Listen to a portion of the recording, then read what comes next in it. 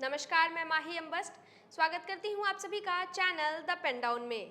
CM Yogi Adityanath बोले, अयोध्या काशी के बाद अब मथुरा वृंदावन पर फोकस। मुख्यमंत्री योगी आदित्यनाथ ने कहा कि अयोध्या और काशी के बाद अब सरकार का पूरा फोकस मथुरा और वृंदावन पर है। उन्होंने श्री कृष्ण जन्म स्थान की ओर इशारा करते हुए कहा कि कुछ मामले न्यायालय में लंबित हैं, इस कारण रुकना पड़ता है। अयोध्या में 500 साल के इंतजार के बाद राम आ गए, मथुरा में भी श्री कृष्ण जरूर आएंगे। पोद्दार इंटर कॉलेज में आयोजित विजय संकल्प सभा को संबोधित कर रहे थे। इस दौरान उन्होंने मथुरा से भाजपा प्रत्याशी हेमा मालिनी के समर्थन में वोट मांगे और केंद्र सरकार की उपलब्धियां भी गिनाई। मुख्यमंत्री ने विपक्षी दलों पर निशाना साधते हुए जनता से सवाल किया कि क्या अयोध्या में राम मंदिर का निर्माण सपा, बसपा और कांग्रेस ने किया? ये तो राम भक्तों पर गोलियां चलाते थे, इनके समय में क्या कुछ अयोध्या में नहीं हुआ?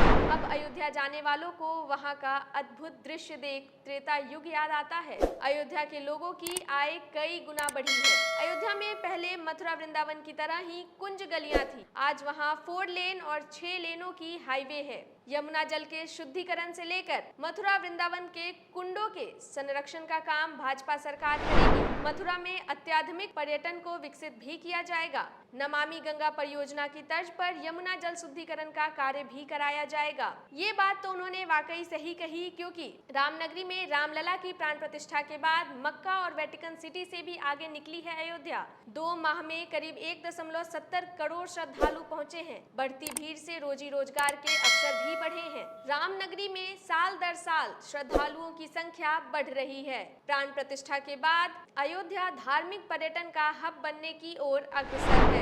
अयोध्या मक्का व वेटिकन सिटी से भी आगे निकल चुका है। 3 अप्रैल तक यहाँ 1.70 करोड़ श्रद्धालु रामनगरी में दर्शन के लिए पहुंचे।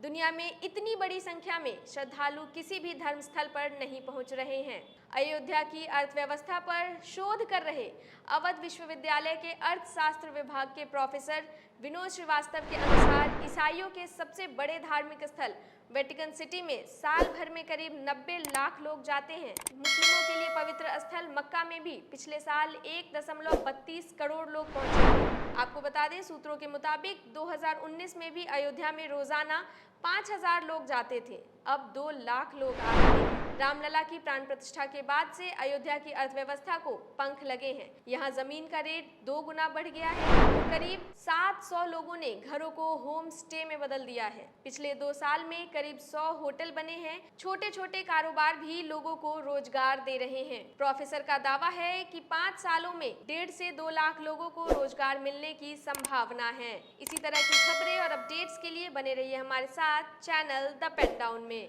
धन्यवाद।